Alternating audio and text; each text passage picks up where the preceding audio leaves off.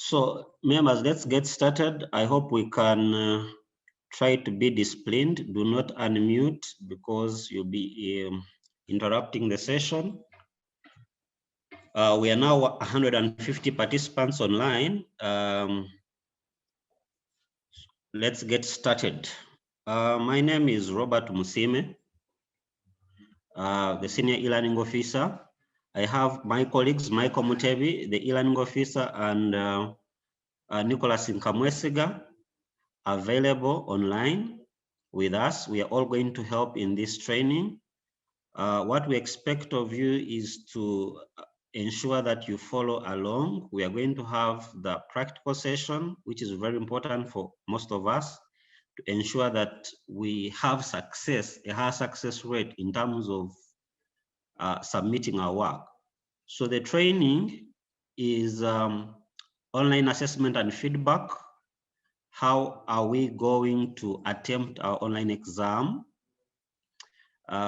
Then when we get the exam, how are we going to submit the work? And once we submit our work, how are we going to ensure that we have actually submitted, or check whether we have actually submitted? Some of you may create empty submissions, and that's what we want to avoid on a large scale. We want to ensure that the success rate of submission is high, and that's the reason for this training. So we have created a course on the platform, which is STUD 1104. It is STUD 1104. This course has been there for training. So when you search for STUD 1104, you will get assessments and feedback. And you can see this course already has 1,344 students enrolled on it. You can see it has facilitators, Michael Mutebi and Nicholas Nkamwesiga. It is STUD 1104, assessments and feedback. So for purposes of mocking, mocking or trying out, you can join, enroll on this course here. Once you enroll, you should be able to log in. Once you log in, you should be able to find a number of assessments. For example, there's this exam, starting a conversation. Then there is this other one, cultural heritage. Then move down. There are the tests down here. We have some quizzes, because some exams will have a section which you could maybe do online, half of it, and then the other you're supposed to submit, just like cultural heritage or starting a conversation. So you should test yourself against submitting this, and also submitting trying to do this other one.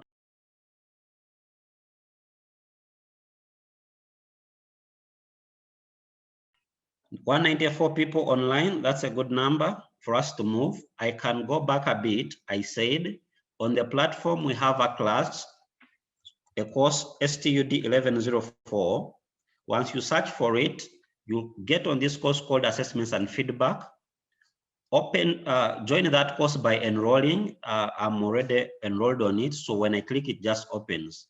But if you're not enrolled, then you have to go through the enrollment process. You click enter this course, then you will see the enroll button. You choose enroll me now, and then you'll join the course.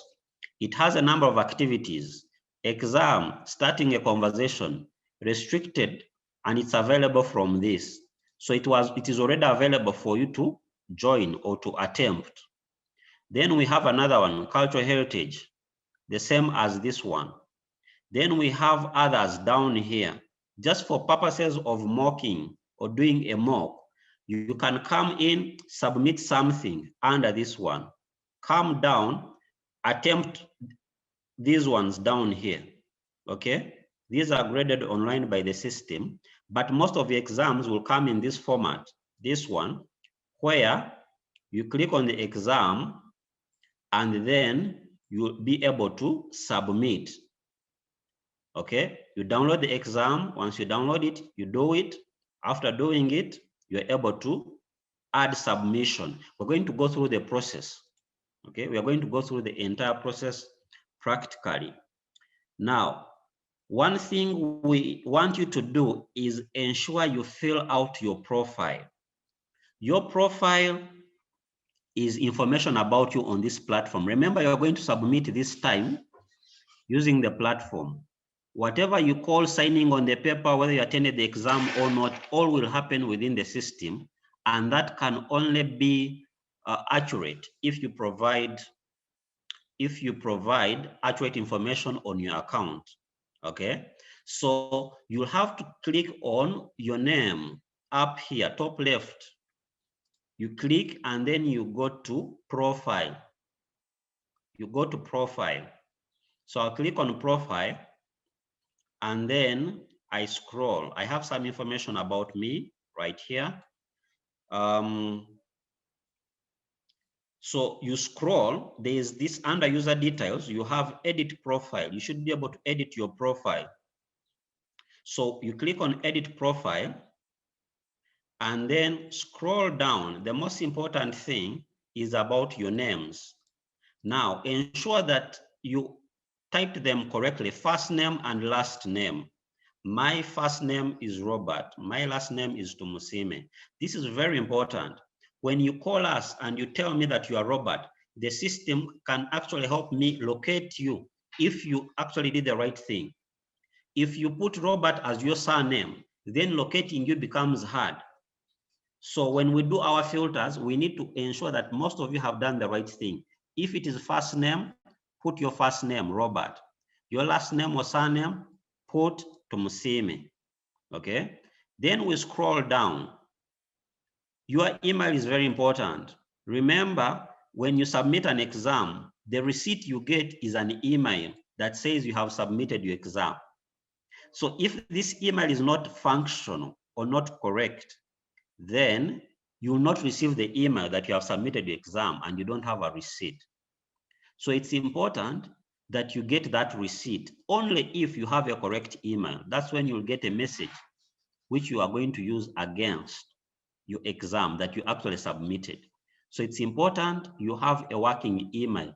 If the email there is not correct, you may have some challenges, but we shall be able to help just in case you reach out to us.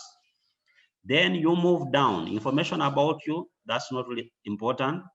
You may now need to add an image on your profile, and you just tap this arrow facing down, this arrow here, where you can drag and drop files here. Just tap this arrow and add your profile image. Then most important is down here. You can leave these others. Program details. Under optional, you can put your phone number. Okay, institution, our university, department, you know your department, your phone number, mobile address. So these ones you can put under the optional. Okay, but program detail is very important. You see this? Program detail is very important. Which program? Registration number will tell us the program you're doing, and then your campus here. Most people, if engineering and medicine, have Nyabikoni and Kabsom respectively. Everyone else, whether you're from education, you belong to main campus right here. Okay, so ensure that your profile is filled up. Most important, this one here. Your registration number here is very important. Okay, you are going to add it on your paper, but just in case you didn't add it, then we should be having all your full profile right here. Make sure you add it. How did we get here? I'm going to repeat that. I clicked on my name inside my account. Then up here, I went to profile. When I reached profile, there is this button of edit profile. There's a link that says edit profile. This one, I click on it. Once I click on it, then I'm able to edit my profile. And I said the most important thing is ensure your names are written properly, first name and last name in the right order. Then come down to your image here, add it, leave and go down, go to program details. The optional details, add your phone number and the department and where you are. Institution is covered, university, already know that. Your phone number could be important just in case we need to clarify something with you. Maybe you submitted an empty submission. Then we are able to call you on your number and say, please, you submitted an empty file, or there's no file attached to your submission.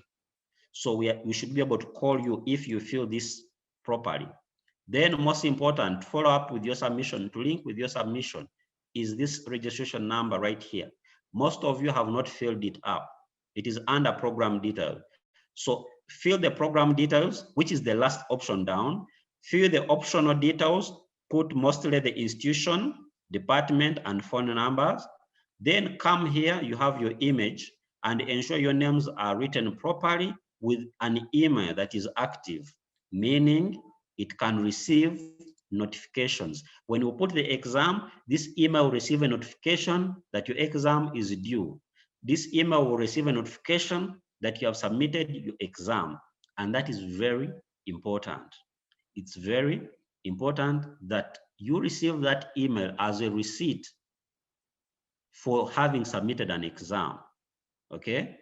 Then also, other things to emphasize. You are going, some of you, we have two choices.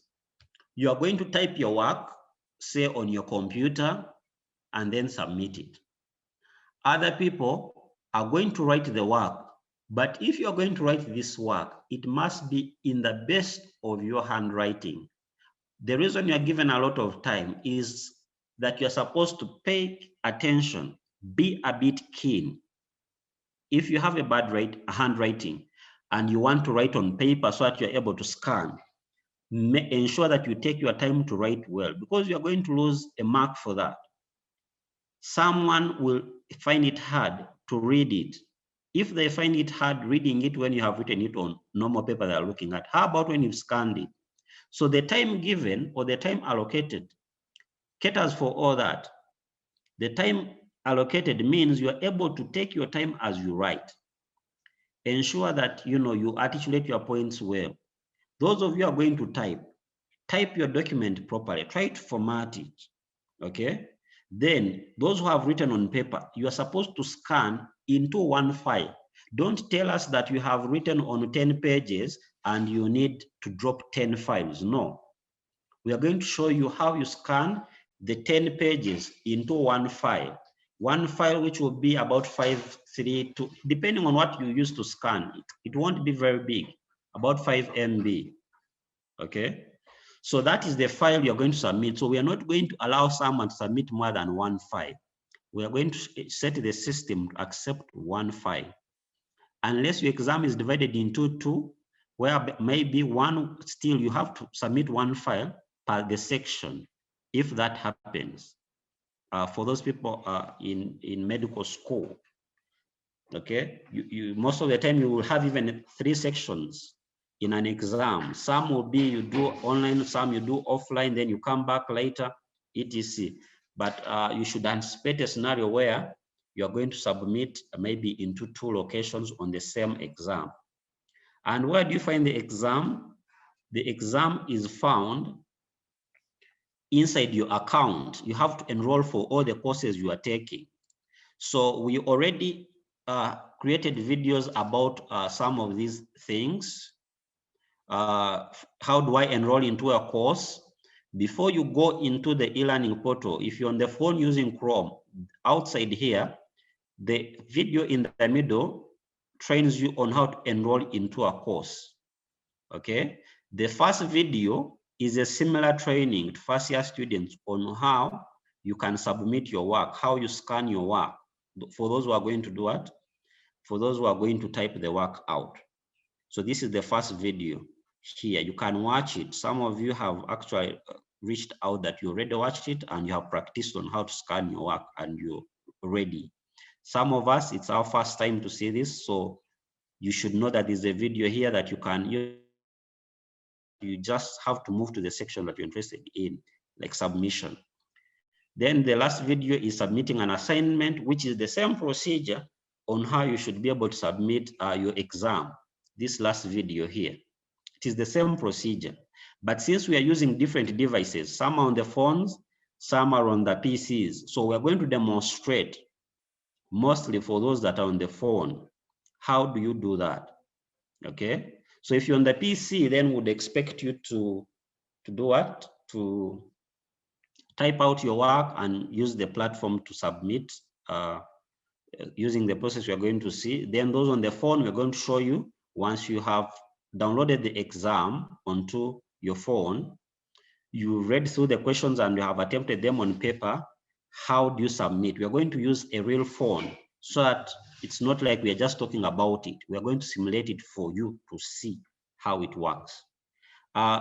We expect you to ask questions in the chat room. My colleagues are standing by to be able to respond to all your questions as we move. One of the questions I expect you to ask is about zero rate, MTN zero rate. The MTN zero rate actually works. If you have challenges, maybe you could talk to us. But if you set MTN in your phone to be the main data line, so you go to your phone, under settings, you go to your network, then data line, choose MTN. It does not have to have data, okay? Even if it has no data at all, please just set it. Don't put any data. Then try to go to elearning.cap.ac.ug in your what? In on your phone. Use Chrome on your phone. Go to elearning.cap.ac.ug. I'm yet to find out. It appears zero rate may not work with the app. It appears it may not work with the app. Maybe when you have data, but when you go to Chrome, zero rate should be able to work. MTN. You can give us feedback in the what? In the chat. Give us feedback. We need to know if it is actually working for some of you. If you go to elearning.cap.ac.ug in Chrome, when you have set MTN as your data line without any data, let us know in the chat room, please, if it is actually working. I can see the number of participants going to 270. That's a very good one, a good turn up. I've talked about these videos here. Some of you have challenges, second year, third years with your accounts. We've been helping you out to recover your password. Do not create a new account if you already have one. Just write to us. And Nicholas is going to share our emails on the chat. Pick those emails and our phone numbers. So when you have a request, since we are attending to many people, put it on email so that we are able to follow in order. Okay, we can't be on the call helping you to get something done. You can call us when we are doing exams and maybe you have failed to submit and we're able to help. But for tickets, for example, if you need us to help you get something done, write an email or set up a ticket. helpdesk.cab.ac.ug. See that? So when you go to helpdesk.cab.ac.ug, you should be able to create a ticket, open a new ticket here. Open a new ticket, put your email, put your full name, put your phone number, and also choose the help topic. What is the problem? Aims for students, you need e-learning support, you have a problem with email or software. So just choose here, say e-learning support. When you choose e-learning support, you put a summary. I cannot log in. What is the issue? I already have an account, but I forgot my password. Then come down here, enter this number here, 83E8D. This is capital E, capital D. So you enter this right here. After entering it, then click on create ticket. So the moment you do that, instantly we receive a notification. We receive a notification. We receive a notification that you have sent in your ticket and respond. So this goes to the person in charge. When you go to e-learning, or everyone in charge of e-learning will receive it. The first person to respond will respond, and that makes it a bit effective. So if you can't use help desk, you are going to use the email. Nicholas, I hope you have shared the emails in the chat room. So check out in the chat room. Those emails will help you at one point when you're stuck. Then our phone numbers, I'm sure he's going to share them for you to be able to reach out just in case you're stuck during an examination. You need to submit, the system is off. I failed to submit, the time is running out. About time, let me not forget to talk about the time. When you're doing an exam, it starts at 9 and it is ending at 6. If you have failed to submit at 5, you have tried twice or thrice, you have failed, then you reach out. Don't wait for 8 in the night to call that I failed to submit when the time has passed. It's better we help you before the time, the deadline. So if the deadline gets you, then that's a challenge for us to help, because that's a whole different process. You are given ample time, and that time is actually not for just doing the exam. The exam, some of you are writing it. You are supposed to do it at least, if you are given from 9 to 6, do it up to 2 or 3, then try to submit. If you fail, call and get help, or refer back to these videos that we have created on how to submit. Right now, we are going to go through the process in your eye. Then you see for yourself that you can actually do it. Then we are going to also maybe share with you some steps.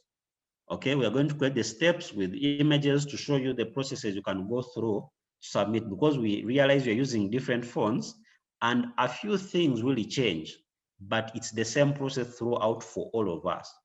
Okay. That being said, the other thing is you shouldn't panic. No more paper, get it, start working on it. Once you're done, if you've typed it, then attempt to submit. If you are going to scan it, then attempt to do what? Scan early enough, like we're going to show you. Once you have scanned, try to submit. If you find challenges, most of you are using Airtel, just go to our MTN 0 rate, try it out. Just change the network. To be a network problem, as long as the system is online, then just know there's no problem. You can submit. It could be on your side, maybe your network, or something which we can help. If you made a call and you told us where you're stuck, we should be able to help you. With that being said, I think it's time that I let my colleagues take over. But I would expect you to do this exam the same way you do all the other exams. The lecturer is in charge of that exam. The lecturer is in charge of the exam. And then school fees, you have up to 15th to have paid up. So when you come for the exam and you can't log in, some of you would be because you never paid tuition. Ask the first years, I think they now have experience that they never paid tuition and they couldn't log in. So make sure you complete your dues in time so that the finance is able to do their work. So the finance has their portion in the system. They are going to turn off after 15th. They are going to turn off everyone that has pending balance. So you make sure that you reach out in time to finance. And let my colleague Nicholas share with you the number of finance, the phone number and email, bksemo@cab.ac.ug, and his phone number, so that you reach out in time. This is part of what we call preparation, okay? So don't reach last minute, okay? And start panicking, now they have locked me out. If you're locked out, that means there's a possibility that you have not completed your tuition. Please ensure you complete your tuition to avoid inconvenience. Then also, some of you will reach day of examination, you can't see the exam. Why? you have not enrolled in your courses. Please enroll in all your courses. Most of you have been calling. BSW 215 is not able to open. BSW 315 is not able to open. So when you reach out, we ensure that you are able to enroll. We open it up for you as long as you have information that the right code is BSW 315 and the lecturer is so and so. If you give us that information, we open it up almost instantly. For those of you that have called us, you know how it works, that will respond to you almost instantly. I can see the number going up, 297. That's a good number, 300 participants. Are we not full? Let's see. Yeah, that is great. So we also have master students on, I think in this training. I hope you can pick 1 or 2 or 3 items. Most of you, I imagine you have your laptops and you should be able to do your work, type it out and submit it. Undergraduate, most of you have your phones, so that's why we said, okay, let us find a solution, which is write on paper, but in the best of your handwriting. After that, scan that work into one file. I'm repeating that because it's deliberate that I'm repeating that. Your work has to be scanned into a single file. You are not going to submit 10 pages 10 times. You're going to submit one file with 10 pages. After scanning them into one file, then that's what you submit. Then at the top of your file, the most important thing that should be there should be your registration number and the course code, say BSW 215, okay, at the top. Some of you, when you have a challenge, or if you got a challenge and you talk with your lecturer and they said, okay, ICT can help you, then you just call us telling us, then we can't even trace which course it is. And if we have it on your file, we're able to say, okay, it was a 215, maybe submitted in the wrong unit. Some of you are going to submit in the wrong place. Some of you are going to submit the wrong work. So, and we will need to help you. So from this training, ensure that you're careful. We are going to show you how to rename your files to ensure that you don't submit the wrong work because you're unable to tell which one it is, okay? So I can see 3 participants are raising their hands, but I think we are going to receive those questions at the end. For now, we are going into the practical session, which most of you should be waiting for, okay? I hope some of you have managed to enroll into that course, STUD 1104. So search for it, enroll. Yes, I can see the number has gone up. So some of you have managed to enroll. You click on enter this course and then enroll. The next step will be to enroll. Because I'm already enrolled, I'll just enter directly. But if I wasn't, I'm not logged in. So if you're logged in, you should be able to, you first log in, then enroll.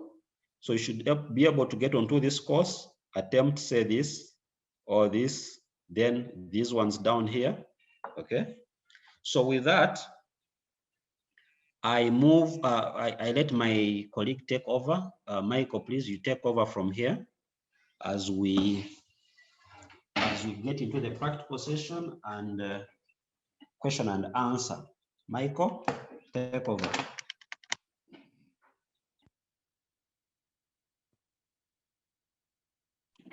All right, good afternoon to you all. My name is Michael Mutevi, and I'm going to take you through the practical session.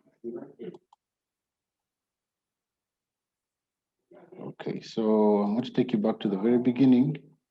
Very quickly, at this point, it's assumed that you all know how to access the e-learning platform from a web browser. Also, those who have the app, you also know how to access the platform. So I'll go through this quickly. So you go to elearning.cap.ac.ug in the address bar of your web browser. I'm using Google Chrome, but you could also use Firefox and it's called Microsoft Edge or Opera. So in Chrome, I type elearning.cap.ac.ug in the address bar. This here is the address bar. And then I hit enter. That takes me to the platform. So this is the e-learning platform. And you log in at the top right. In the top right here, there is a login button. When you click that, it will display a login form, which will request for you to put your username and your password, and then you click this button to log in.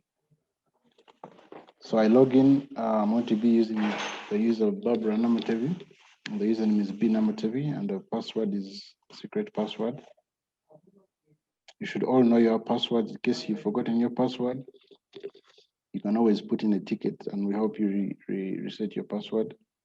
Alternatively, you can just simply use the forgot password link, with your email, the one you used to register the account, and then you will be given a link to reset your password on your own.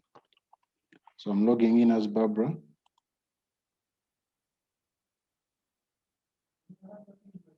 So now I'm in.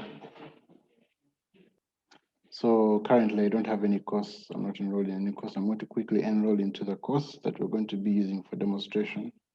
So to enroll, I go to the top, I click on the search icon here. Let me bring out the phone such that you can be able to see exactly how this all looks like on a phone.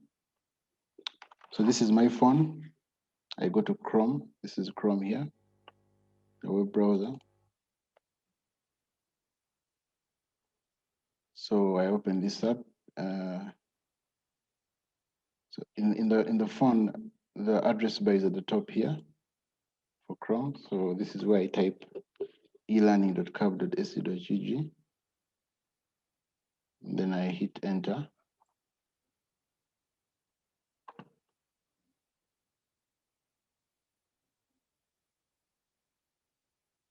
So this is how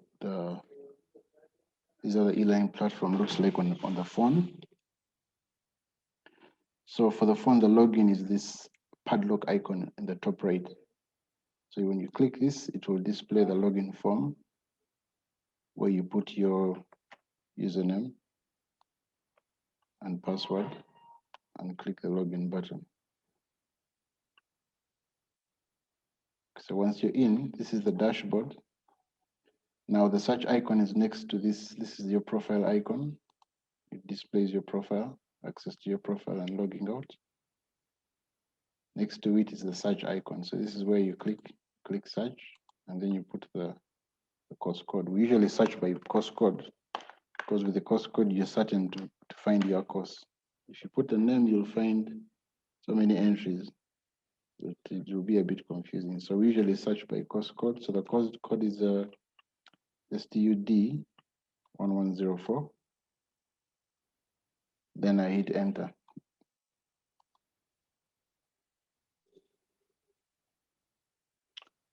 So I get, it says here you have search result is 1.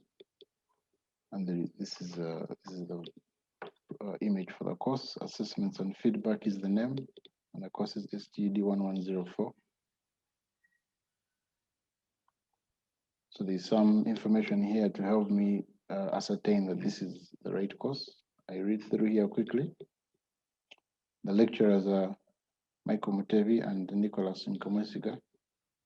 So you ideally supposed to be knowing who your lecturers are from your timetable. From the timetable, you're supposed to know your course code, the course name, and the lecturer. So you should be able to search for your course and identify it using the information you have from your timetable. So now I'm certain this is my course. I click enter this course.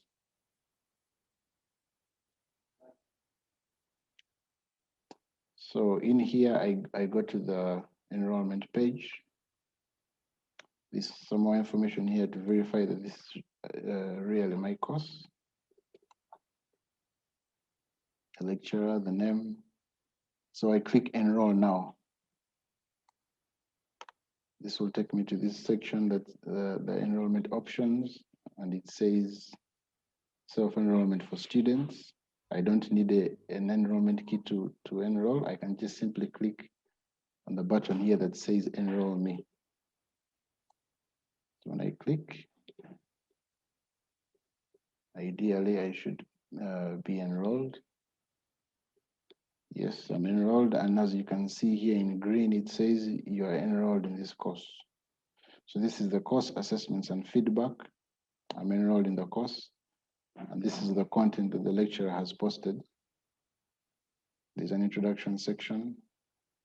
There's open book extended essay type exam section, and there's a test section. So this is the course dashboard. This is where you'll be finding your content.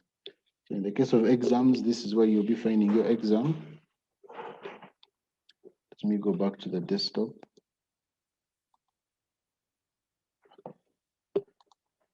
So for the desktop, I've already enrolled in my course. Let me just refresh here. So if you're enrolled in your course already, what you can do is access your course from this menu here. This is the main menu. There is my courses. It's appearing here in red. It lists the courses in which you're enrolled. So you can access your course from here. Alternatively, in the navigation, your course is listed by course code. If you hover over it, you can see the name. It says assessment and feedback. So I could click here, and that will take me to my course. So this is the dashboard. This is how it appears like on the desktop. If you have a laptop, this is how it will look like. We're going to start off in this section that says open book extended essay exam. This is the exam that most of you should expect. You will identify it with this icon here, a hand holding a paper, and it will have the word exam somewhere within it. So in this case, you have exam 1, culture heritage. So to do the exam, you click on the link.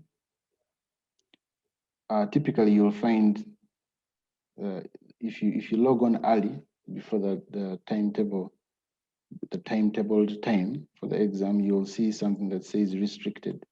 So these exams are restricted until the time when the exam begins. So we've got complaints. People say, I'm on the course and the exam is saying restricted. It is, yes, it is restricted, but it's restricted and it is available from the time that is specified. So when the time reaches, the exam will be available. So when you see restricted, don't get freaked out and think that you have sort of been locked out of the exam. You should read completely and see that the exam is available from, in this case, it's available from 3 p.m. today. So at 3 p.m., the exam will be available and you'll be able to do it. So we're going to attempt the culture heritage exam. So you click on it to open it up. And then you'll be able to see the exam name again.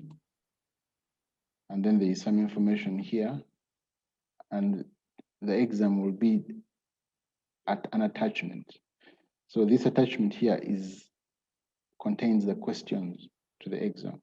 So what you'll do is you'll download this exam, the attachment here, read through the questions, attempt the questions. You will typically either type them out in Microsoft Word, or for those who use WPS, you type it out in WPS on your phone, and then you save your work somewhere where you can find it. Then when you're ready to submit, you submit the work. We shall see how to submit. You click add submission and submit your work. So this is the exam question. You click on it, download it. The exam question will typically be the typical exam. For instance,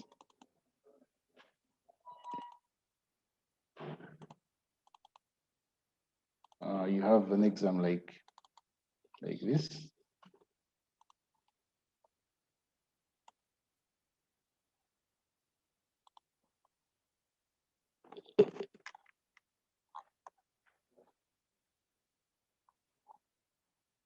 So the exam will typically have the instructions. You read through the instructions properly, and you do the exam.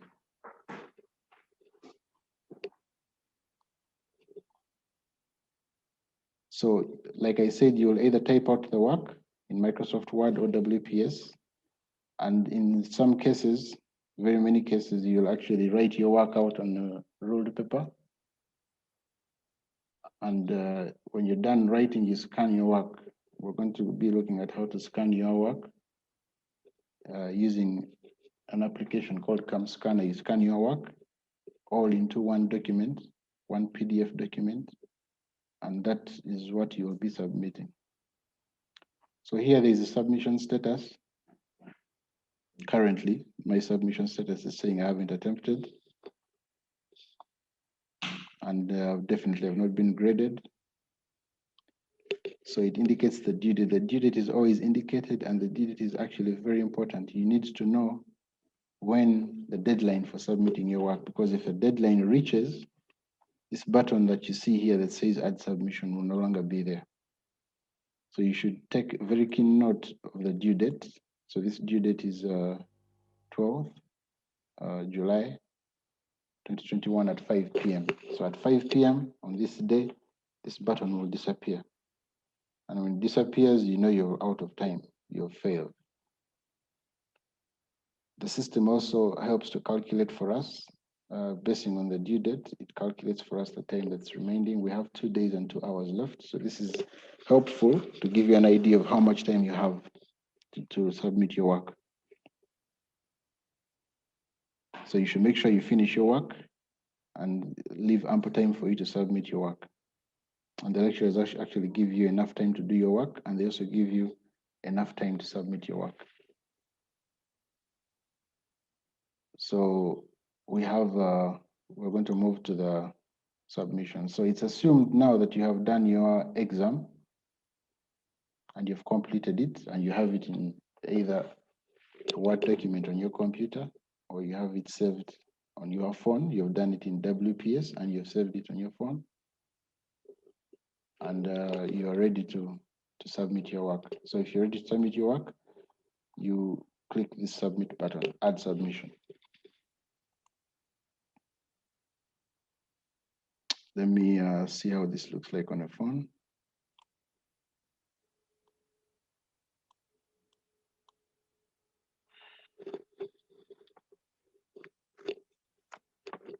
Let me try to move my phone to the center here.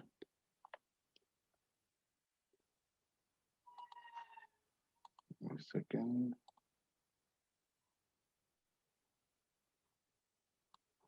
All right, so this is my phone.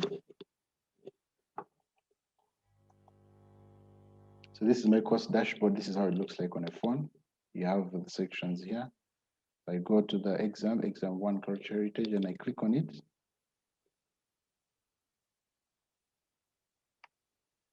Sorry. When I click on it, it opens up, and this is how it looks like. The layout is slightly different. So you have culture heritage, you have the question paper here, which you click and download. So in my case, I click, I download.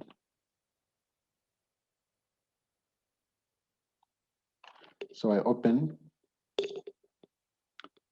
You can open it using Google Docs or WPS if you have it installed, and then you read your work. So in this case, it's saying write an essay of not less than 1,500 words about marriage. About marriage in your culture. Submit your work in either Microsoft Word or PDF. So typically, lecturers would want you to submit your work in Microsoft Word or PDF. So even if you've scanned your work, please don't submit images. Don't submit JPEG files. Scan your work in Cam Scanner and save it as a PDF. All right, so you've downloaded the question, you've read it, you've done your work, written it down or typed it out, and you're ready to submit. So you click the button that says add submission.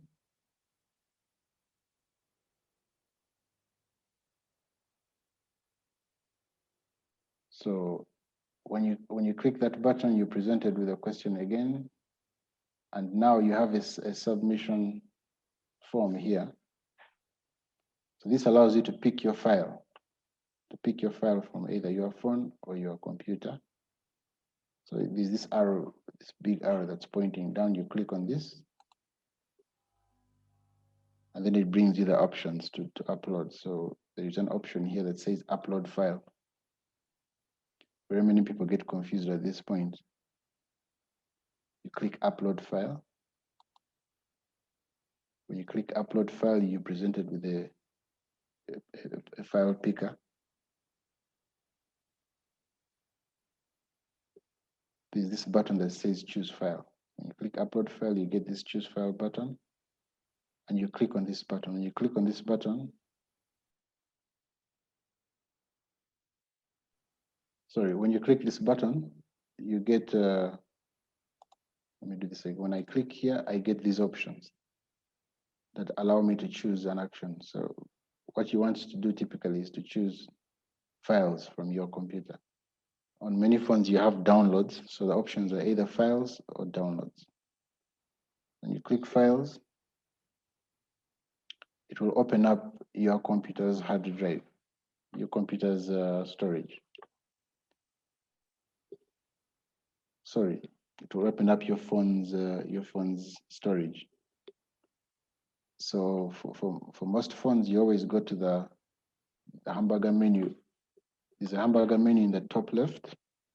This menu that has 3 stacks. When you tap on this, it will show you the outline of your storage. So typically you will go to your phone. In my case, it's a Nokia. If it's a Techno, you'll have the word Techno with the brand of the phone. If it's Infinix, you'll have Infinix. So you typically click on your phone storage, and then it will show you the best folders. There are best folders. For example, downloads. You have downloads. You have pictures. You have. So what you're looking for is what you'll be looking for is where you have stored your work. We're going to see how you store your work.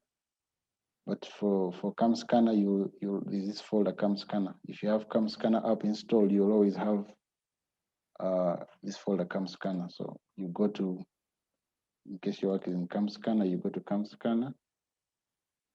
When you open up, you'll see your scanned work here. So whatever you scan and save, you'll always have it stored here. So in this case, I click. This is what I want. I click there, and I have it. I have my work picked up. So when you see next to choose file, when you see your work, the work, the name that you gave your work here, then you know that your work has been picked. And if it's been picked, you have to upload. You click on the upload button at the bottom here. Upload this file, and then the system will upload the file. So if it's uploaded, you need to save the work. If you don't save, then you have not really submitted your work. You need to upload and then save. When I click save,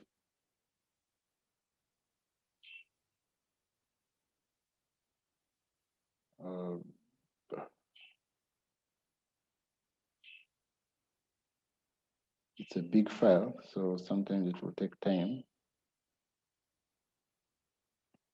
Okay. All right, so my work has been saved now. And if I look at my submission status, I see the submission status says submitted for grading. So when you have this status changed to submitted for grading, and it's usually highlighted in green, then you are certain that your work has been submitted. It goes ahead to give you some information here. The due date was this, and you had 2 days. You have 2 days and 1 hour to the due date. Last modified date, that's the time when you last submitted. So this is the time, file submission. So this is the work that you submitted. You can always go back and view what you submitted. But Yeah, and the time you submitted is 10th July at 2 minutes past 3 p.m. That's when I submitted. If you look at my time, it's just a minute ago. Yes, so you also have the ability to, at this point, to go and edit since you still have time to the due date. But typically, when the due date reaches, you won't see anything here. So you've submitted your work at this point, and so what you can do is check your email. The system also checks, sends an email to your account. I go to my email.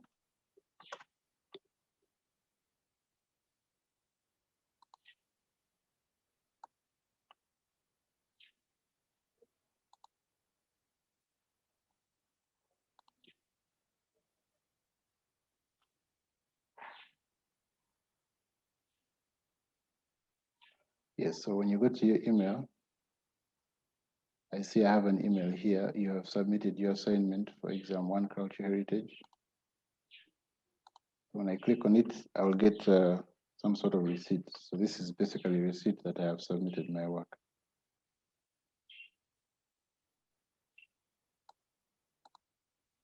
So with that, I am done and I can go back to my course dashboard.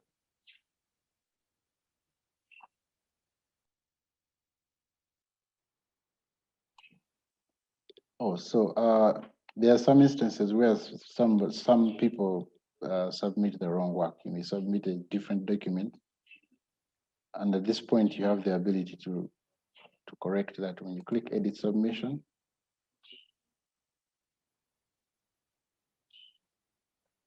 you're taken back to this form, and here you have the ability to click. So this is the wrong work, for instance. I submitted this wrong work. I click.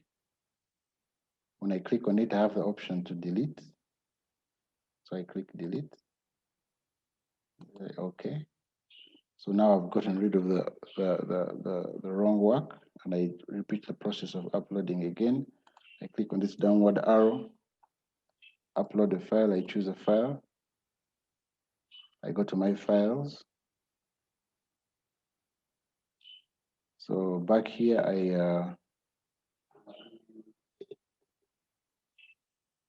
I go to back to my phone storage. I go to perhaps documents. Let's say I did my work in WPS. When you do your work in WPS, it's typically stored in the documents folder. So I go to documents and I choose the right work. It's test doc 1. I attach it and then I click upload this file. So I've uploaded the work. I click save to save my changes.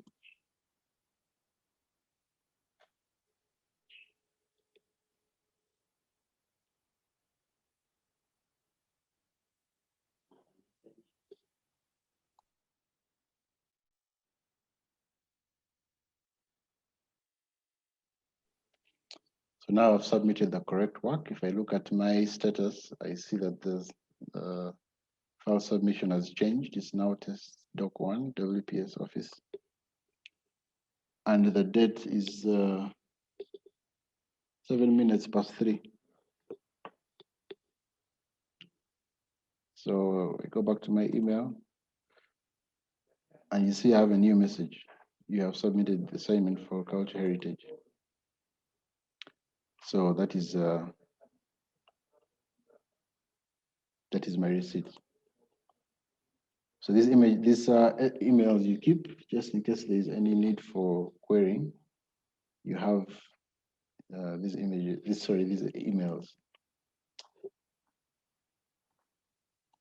So that is ideally. So that is ideally what you will do for this type of exam, and it's the most common exam. So you should really be prepared for this sort of thing. You're going to be able to practice with a question on how to do this, and in case you have any challenges, it's a good idea if you reach out to us before the real exam.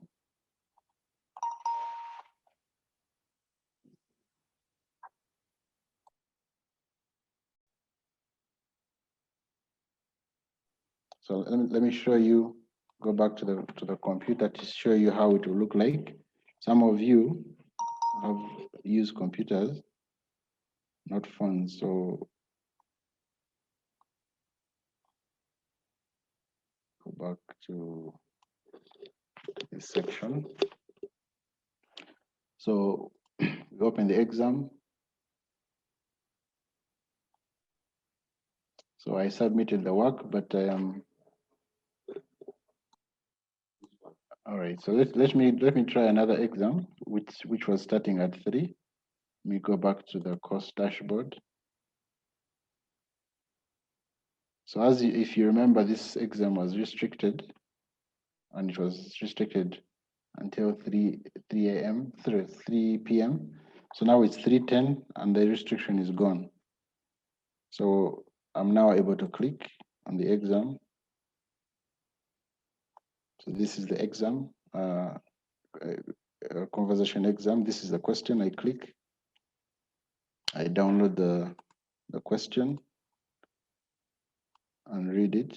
So this is the question. I go through. I write my work either on the computer, or I write it on paper. If it's on paper, I write it, I scan it, and get it ready for submission. So this is the submission status. I haven't submitted, I haven't been graded. This is the due date, and I have 6 days and 1 hour remaining. If you open an assignment and you don't see the add submission button, it means that the lecturer assumes that you still have some time. They have given you some time to do your work. So at the beginning, you may not see that button there, but that means that you need to just get the work, download it, and write it out.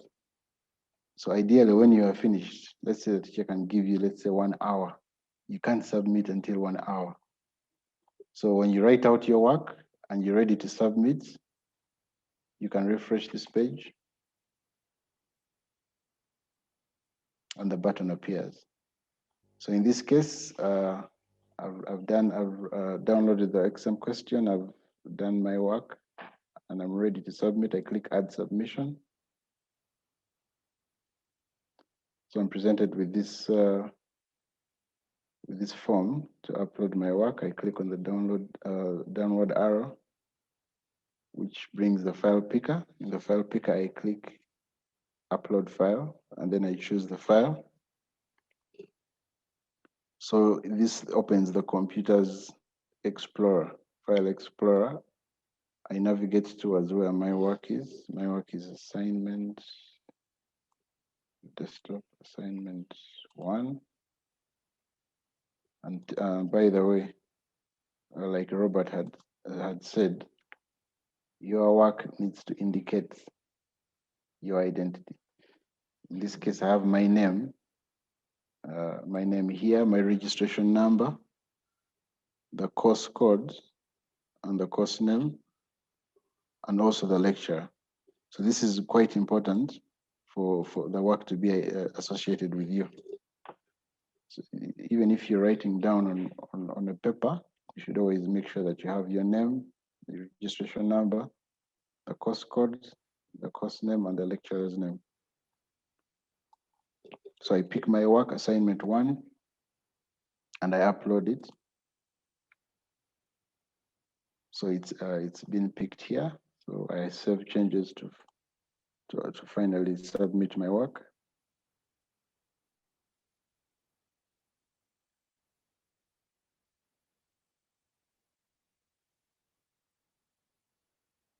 And there I have my work submitted. I've submitted for grading.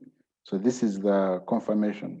This text saying submitted for grading with a green background. This indicates that everything is fine. The work has gone. And I see that I last modified at 3:13 p.m. This is the submission, which I also did at 3:13 p.m. I go to my email. I see I've gotten a new submission message saying that I've submitted the exam starting a conversation. You have submitted the assignment starting a conversation. So this is my receipts. So at this point, you can relax and wait for your marks on AIMS. So I go back to the course dashboard, STD 1101. So I've looked at this exam type, the one that in the form of an assignment. You identify it with a hand holding a paper, and typically you'll see the word exam written in it. We typically put it at the top. So next, we're going to look at another type of exam you should expect. That is a test. So a test, usually a test, you do it online. You answer the questions. You're given a period to do the work, and then when you're done, you click to hand in. Or if your time elapses, the system will automatically hand in for you. You have a test with multiple choice questions. That's MCQ. Multiple choice or true or false, and usually that one is marked by the system. Then you also have you could have a test which has both multiple choice questions and essay questions. In that case, you answer the multiple choice questions and then you also upload the essay type questions. Or sometimes you could also be able to type them in, but typically you don't get any mark here, immediate mark. And then you have the general knowledge questions, which is typically what you get with an exam when you, sorry, not general knowledge, the feedback withheld. Feedback withheld meaning that you do your exam and then you don't get the results until perhaps maybe the next semester. So we're going to quickly do this type of exam, multiple choice. So you click on it. Let me just take a look at it on a mobile phone. We go back to STUT.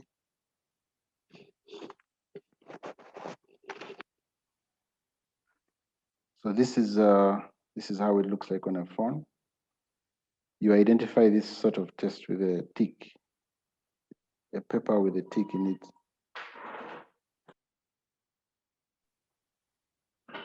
So I click on computer literacy here.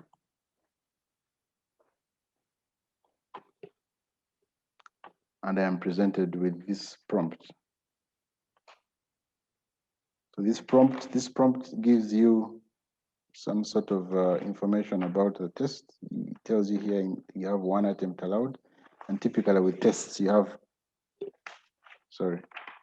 typically with tests you have one attempt. You do it once and you don't get a second chance. So the quiz will open from the exam or quiz will open from 10th January from 1 p.m. 10th January to the same day at 5. So the exam will be available from 1 p.m. to 5 p.m. on the same day, but you have 10 minutes to do it. So within that time, you'll have the exam available, but once you start it, you have 10 minutes to complete it. So when you're ready to do the exam, you click attempt quiz now, and you're given this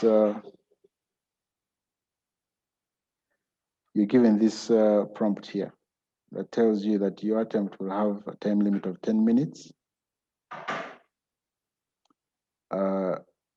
When you begin, when your exam begins, the countdown will start and it cannot be paused. So like you do an exam, once the exam begins, there is a counter that starts and it's not paused. Whether you go for a short call or what, the counter will keep running. So ideally, before you start the attempt, you must be ready to sit throughout the 10 minutes. Because if you take a break, you will not have, system won't pause for you. So you should be ready to do, to sit through the 10 minutes. You should make sure you have enough resources. If you should have battery. If you're using a phone or a laptop, you should have enough battery to last you the 10 minutes. You should make sure your internet is okay, because if the internet is poor, the system will not pause. It will keep counting. So you must make sure you have stable internet before you start. So if everything is okay and you're ready to start, you click start attempt.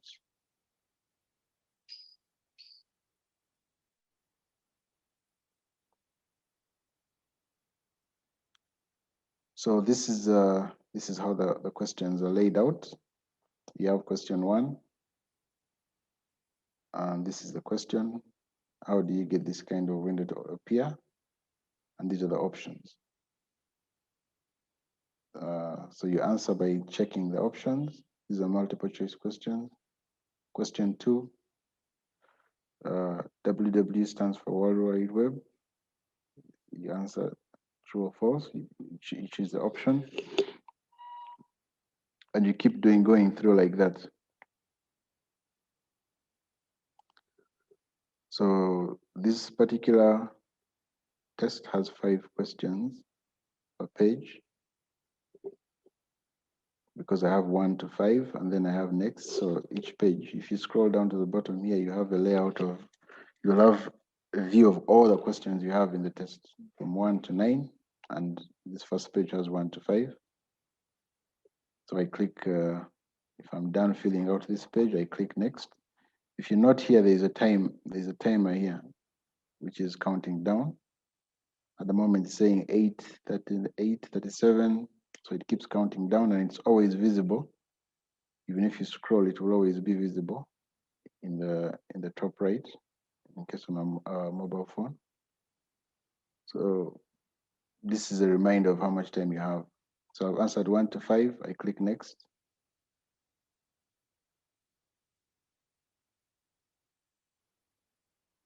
So as I can see, the timer has appeared again, and it's continuing. I answer the next question.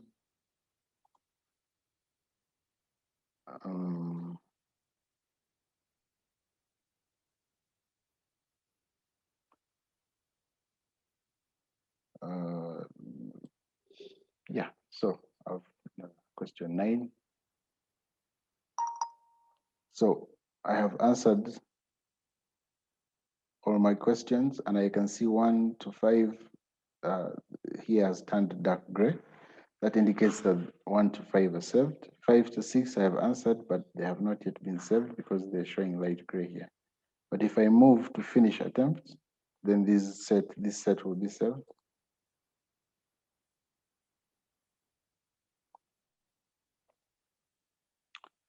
Then I move to the summary. So this is my tests completion summary.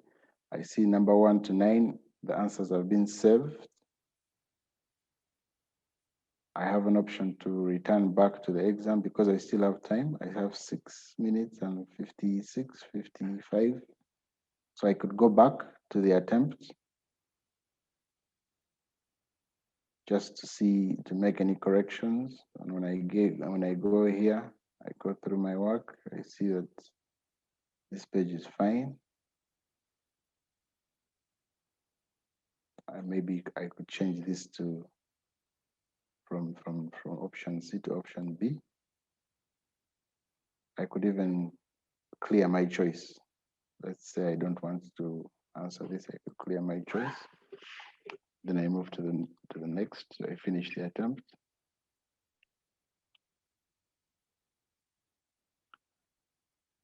Yes, so this is the summary again. I see number 9, I cleared the attempt, so it says not yet answered. I could go straight, sorry, number 8. I could go straight to number 8 by clicking 8 there. Number 8, and then I answer the question. So when I'm done, I could simply click finish attempt here. So it takes me to the summary once again. And when I go through the summary and I'm satisfied I've answered all questions and saved them, then I click submit all and finish.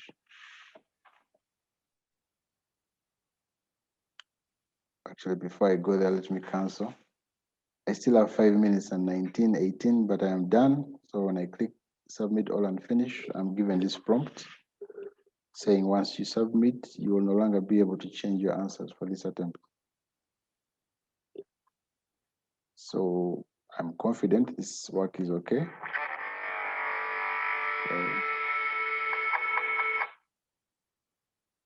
So I'm confident my work is fine. I click submit all and finish.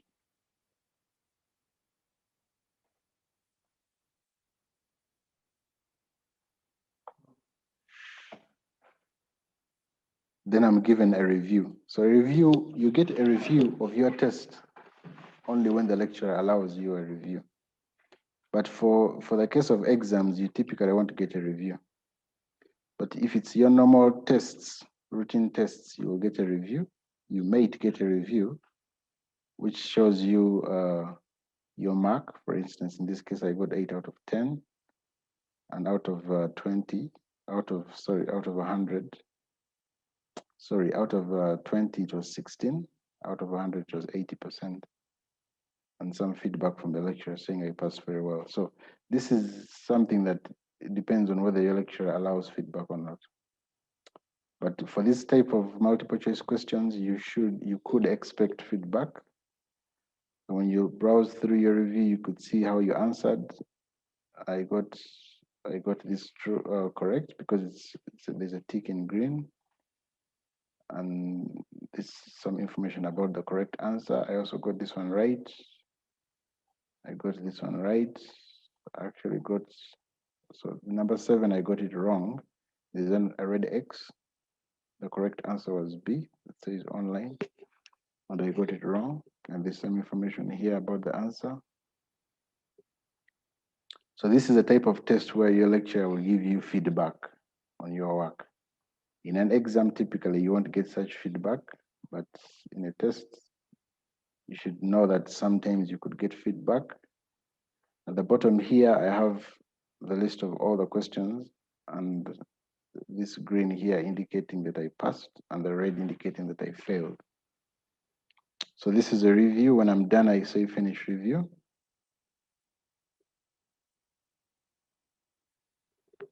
And I'm taken back to the tests. There's a summary here, which shows me my grade. If your lecturer hasn't enabled gradings, you won't be able to see your grade, and you have to see your grade in your student portal. And that is ideally what you should expect for exams. You won't be able to see your grade after doing you'll just simply get a notification that you have finished and you finished at this time. So I go back to the course dashboard. So I'm going to do the second exam, which has an essay type question. I click.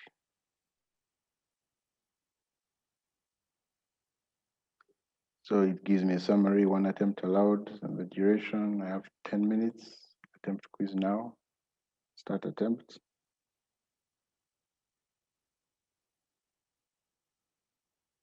So this is the timer. It begins immediately.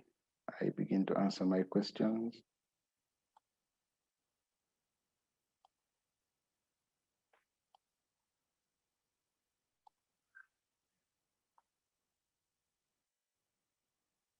So these are the same questions like before. I move to the next page.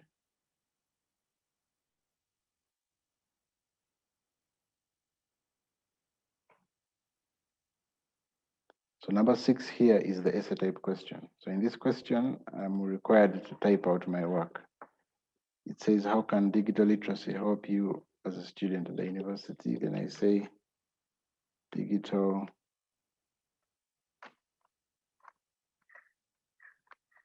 literacy can blah, blah, blah, blah. I type out my work. This box here is it expands, so you cannot run out of space. So typically I type out my work here, and then I answer the other questions. Sorry.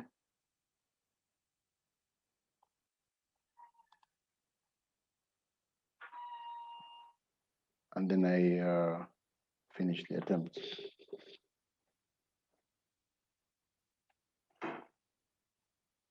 So my answers 1 to 9 have been answered and saved.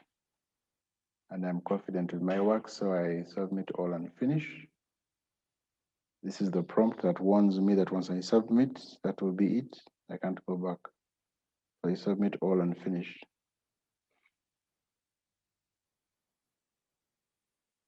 So also in this case, I'm given an opportunity to review, like we did before. So this is the review. I could also see my essay type question here, but I cannot make any change to it. It's just read only. I can't, the review doesn't allow me to make any changes. So this is my review of what I did. So in this case, I've also been given a review. I happen to fail quite a lot. 1, 2, 3, 4, 5, 6. I failed 6 and I got 3. So after review, I click finish review.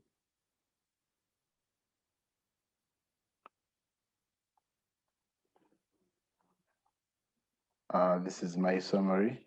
So in this case, I see that I've not been given a grade. The lecturer would have given me a grade, but because they have not yet marked the essay type question, they cannot really give me a final grade. So I go back to the course and we look at the final, which is typically what you should expect in an exam generally. So this is feedback withheld. This is what you should expect when I open this one. It's also a test like the others.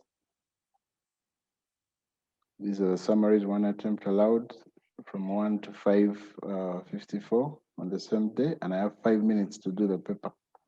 So I'm ready to do the paper. I have my phone charged up. I have good internet. I click attempt quiz now. There's this warning that once I start, the counter will not stop until the time is up.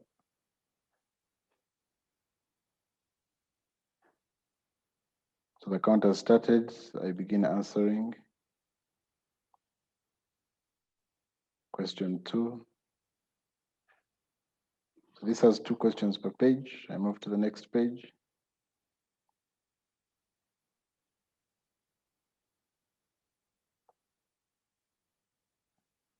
I move to the next page. So the counter keeps going. And when I'm done, question 5, I finish attempt.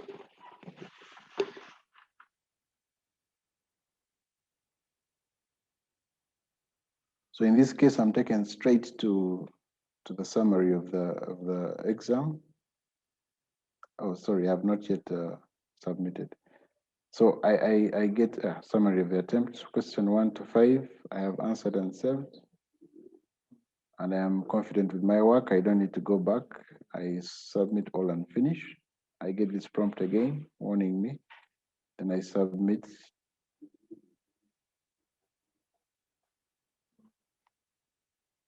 So I'm taken to the summary of the attempts.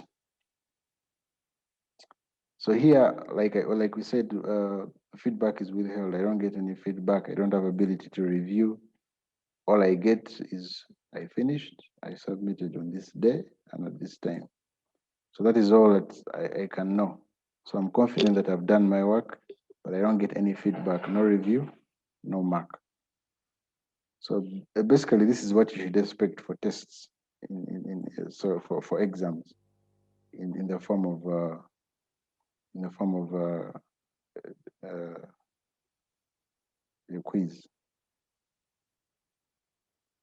So we have looked at the types of exams that you typically would expect. And now I want to look at the scenario where you have to scan your work. You've written your work on a paper. Your work has diagrams. Ideally, lecturers expect handwritten work. So we're going to look at this app called CamScanner. When you go to Google Play Store and you search for CamScanner, C-A-M, scanner,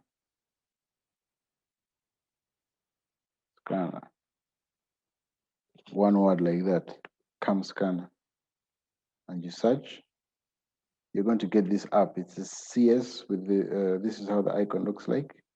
There's so many apps which try to mimic this. Like, for example, you can see this and that, but it is CS and the word is CamScanner. One word, there's no space in between, CamScanner.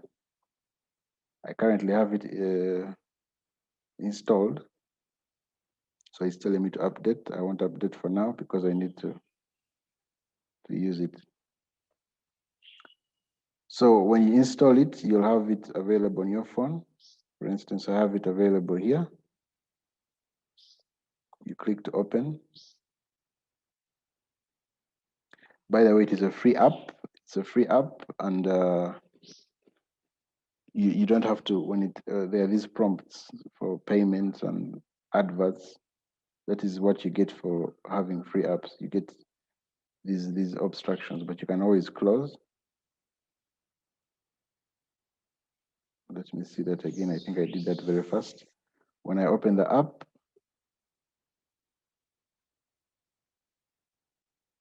okay, so there's been no advert this time. So sometimes when you get adverts, you can always close it in the top right corner. There's an X, which you can just close. So this is what you get. This is the interface for scanning. There is this camera here in the bottom right. So when you want to start scanning, you click that camera icon.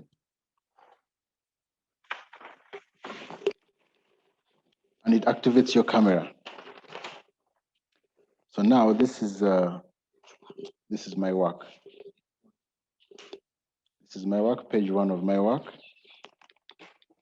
So what you do, you put your work in focus, make sure that you get the clearest vision of all your work. So in this case, I have this. Then when you get it, you would snap.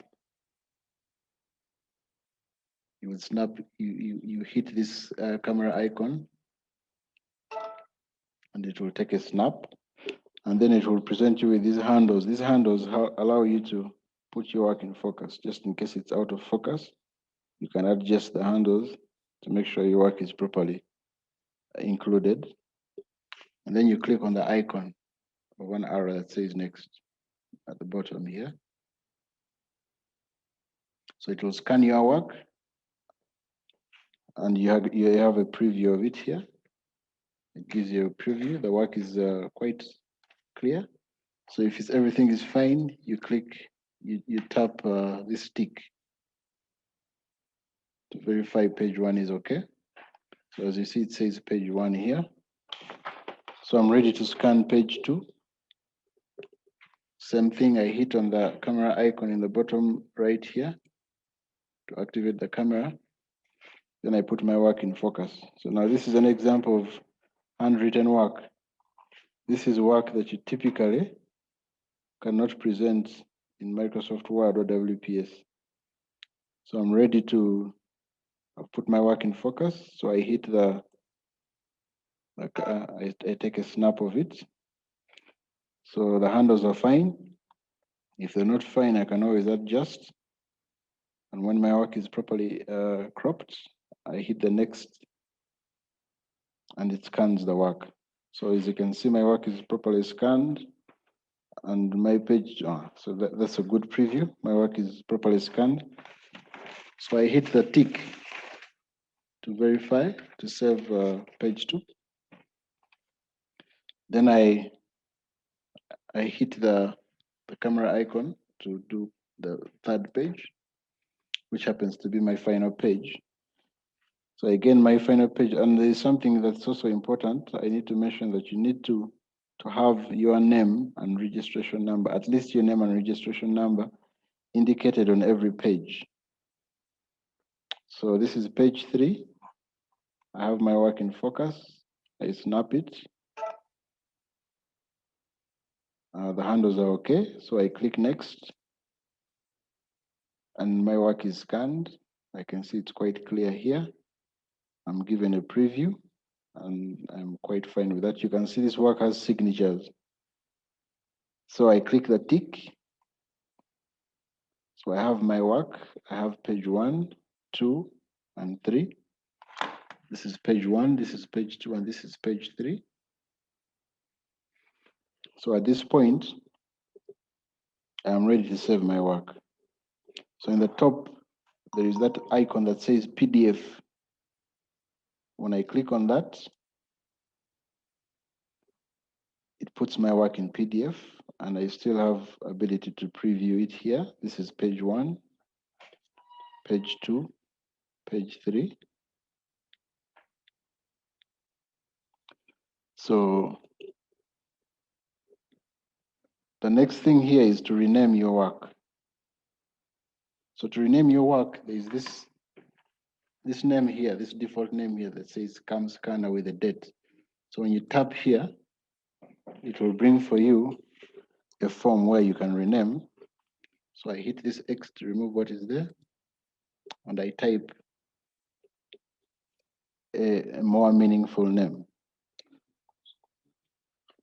Yes, so ideally, if you want to properly identify your work, you put, because you may have a lot of work in that folder, so you put the course code.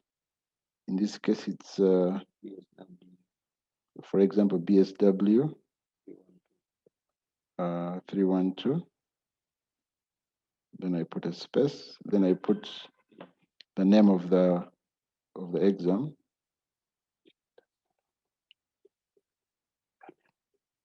Or you can put your name, for example, Barbara Normative. So now this helps me to identify the work.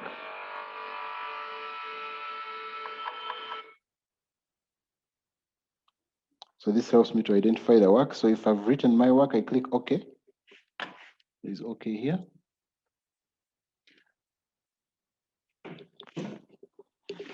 So at this point, my work is saved. No, it's not yet saved. So I've renamed the work. Now to save it, I click Share. I click Share here. And then I say Save to Local.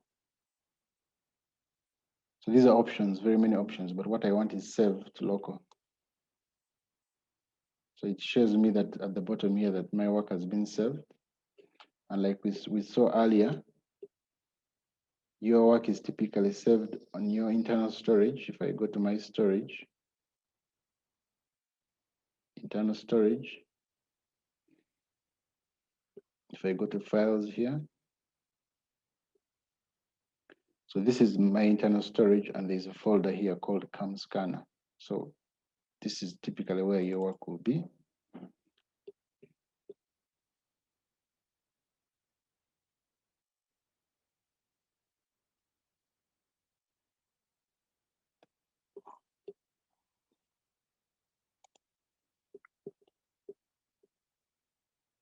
So here it is, BSW 312 Barbara.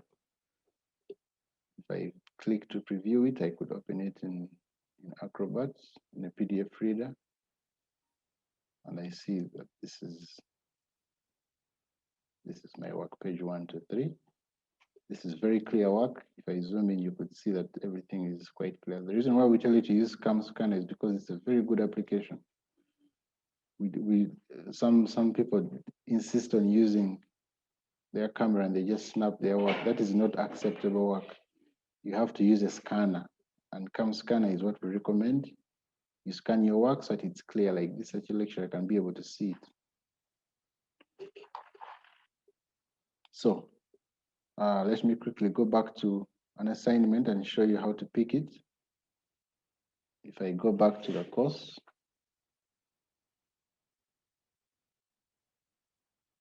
I log in again.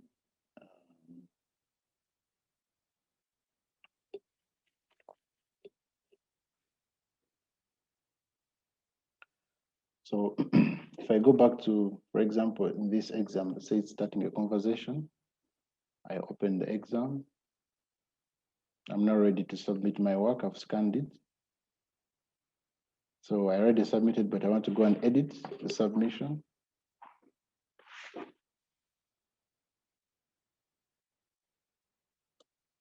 So I click to remove this one and I delete. Okay. I've removed the old one. So I click this download arrow, go to upload files, and then choose file. So I choose the option for files. For those who have download, you choose downloads. I go over to this hamburger menu here, and I select my phone's internal storage. So in my case, it's Nokia. And then I see these base folders. I go to the CAM scanner folder. Okay. So in the CAM scanner folder, I go to the PDF. That's where my work was stored. I go to PDF. And my work, like we saw, is BSW 312. I choose it. And then it is attached. So my work is attached, BSW Babranamatovi, the PDF. So the next step is to upload the file. Very important. I upload the file. When it is uploaded, I save. So after saving,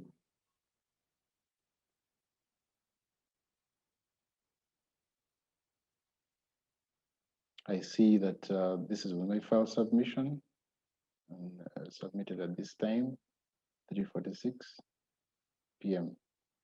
So with that, I have submitted my work. I could go and see that I've gotten the email that says submitted work for starting a conversation. So with that, I'm sure that you'll be confident in identifying your work, going to your course, identifying your exam, downloading the question, doing your work, whether it's in WPS or it's handwritten, you scan it, upload your work, and get the acknowledgement that your work has been submitted. So with that, I think that is the end of the practical session. And I'll hand you back to Robert to move on to the next.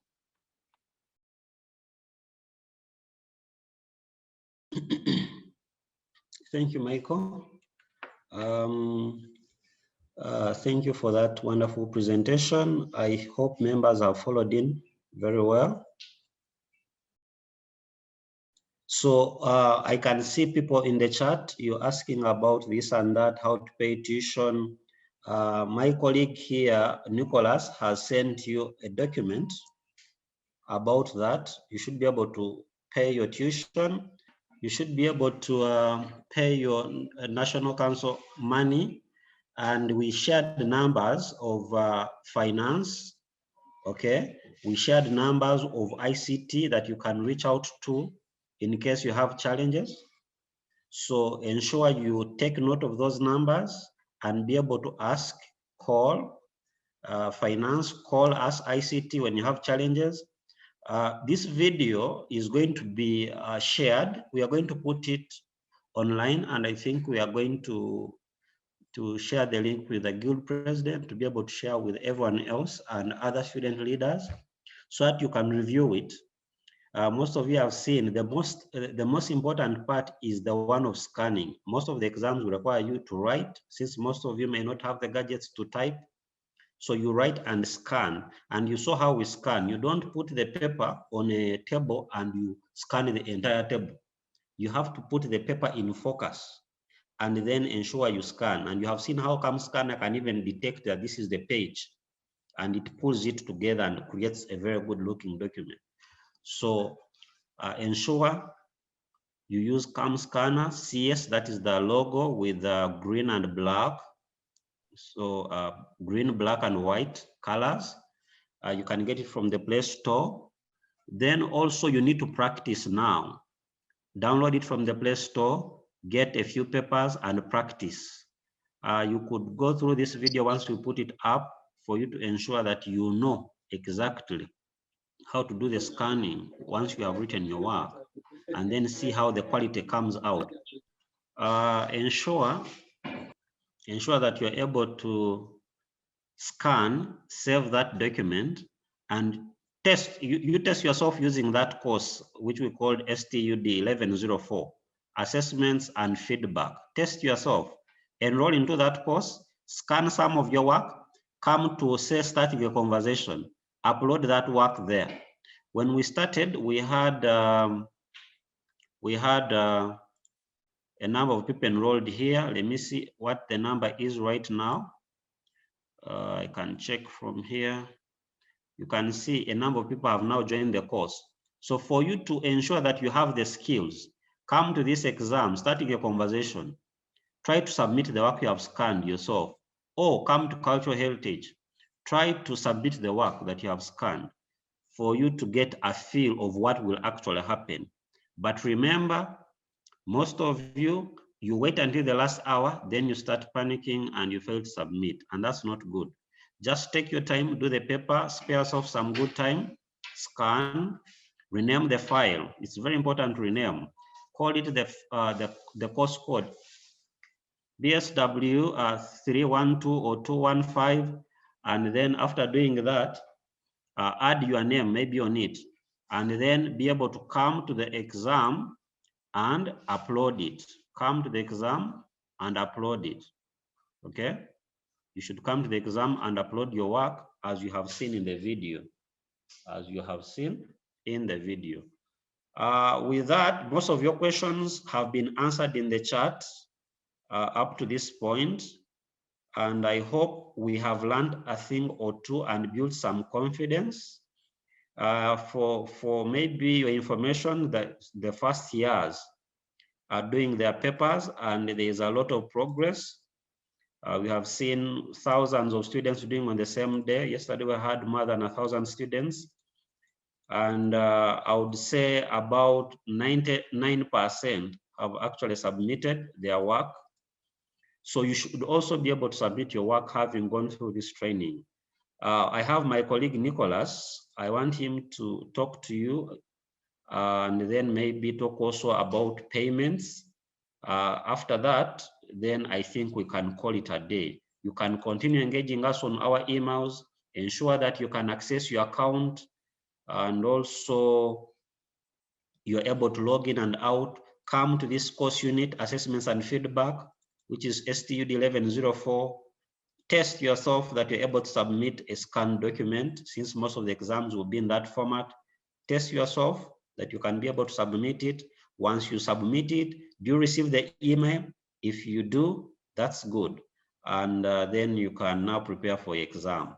Remember, tuition, remember, the system will not open your account if you have a pending balance. All right, Nicholas, you can take over and close the session. Thank you. Thank you, Robert and Mutebi, for the wonderful presentation and sharing that you've made to the continuing students. What we need to inform you and maybe consistently remind you about is that we are here to serve you as long as you express well what you need from our side. For example, if you have issues to do with the e-learning system, maybe your account is not logging you in, and you make a phone call or make an SMS or send us a WhatsApp message, it would need to be explicit.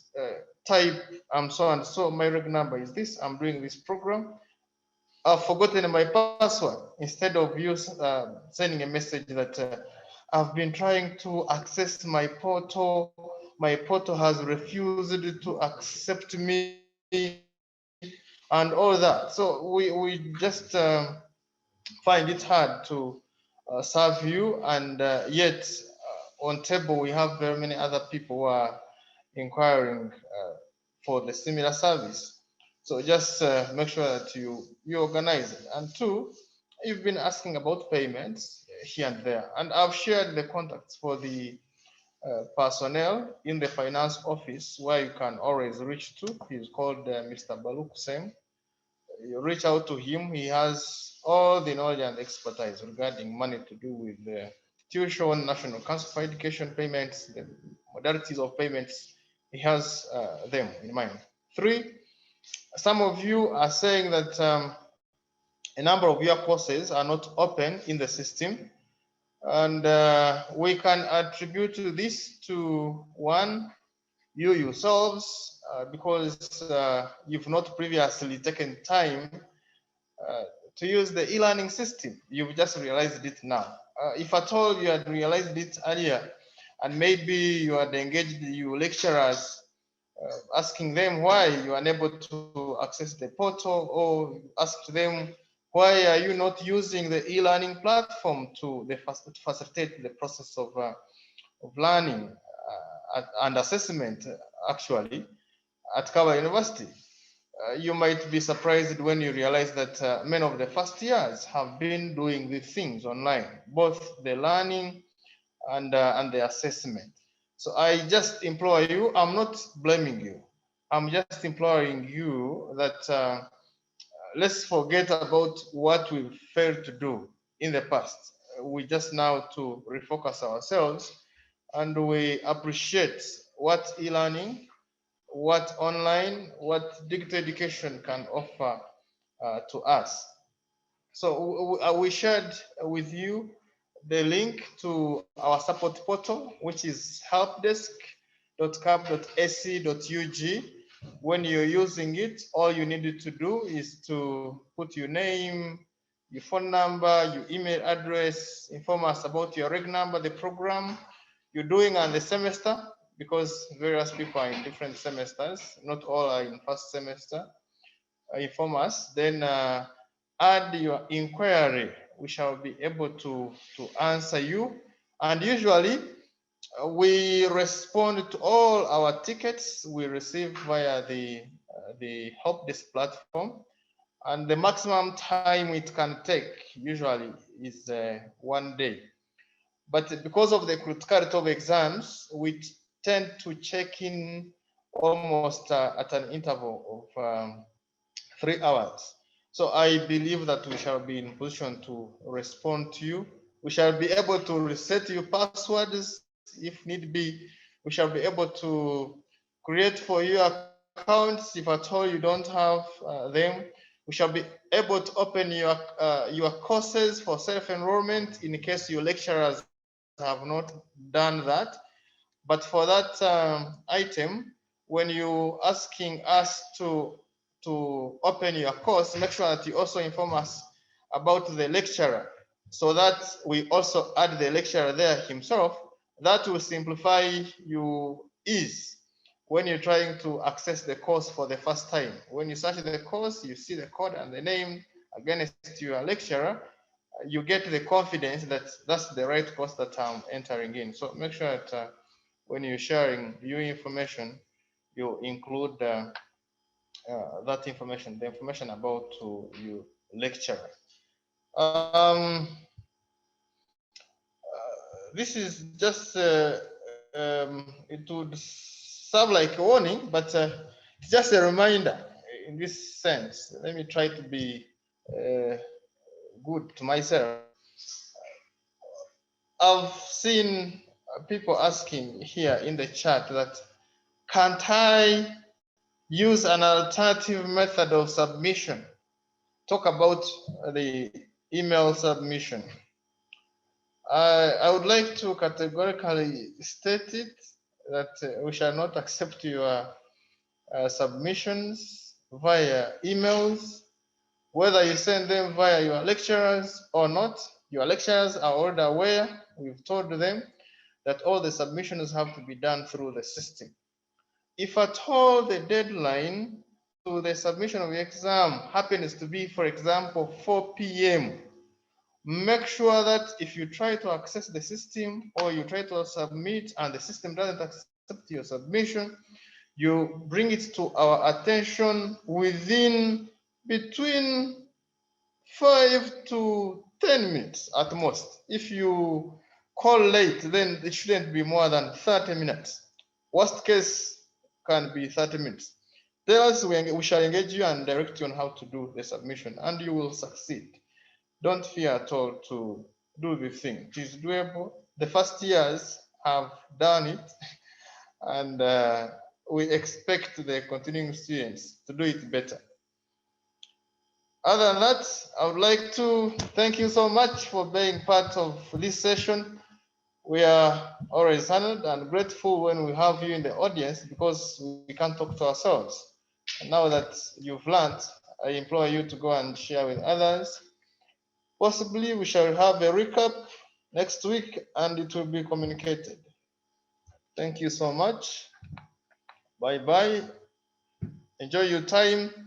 Stay safe, protect your loved ones and everyone you come across. You should be reminded that COVID is real and it is us to fight it. Be blessed always.